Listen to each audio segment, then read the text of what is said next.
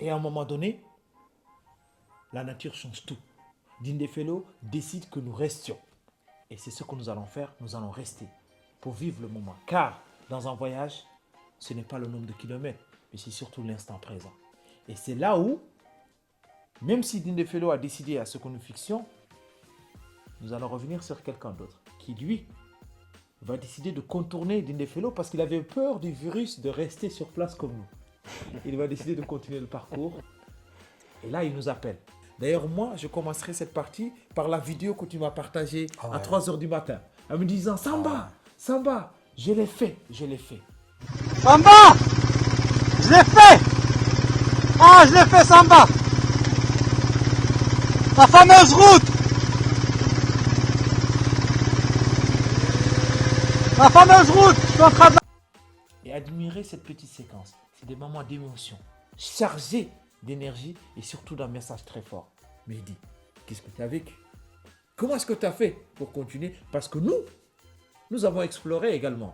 Mais là, la partie la plus intéressante vient avec justement Mehdi qui ira jusqu'au bout. Pas pour lui, même s'il a atteint un certain objectif, mais pour nous, nous étions rassurés. Parce qu'il l'a fait pour nous. Et n'oublions pas, comme il disait et comme nous disons, l'Afrique ne se visite pas seule, mais en groupe.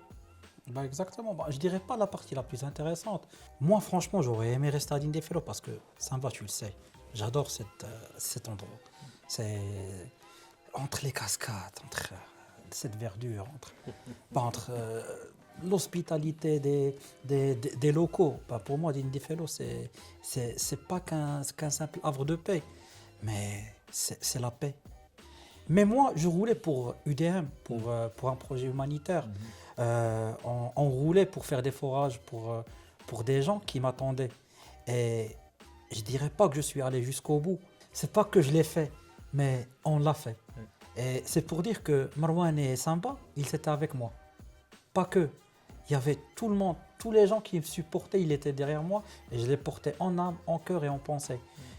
Et une fois arrivé en Guinée, j'ai tout oublié.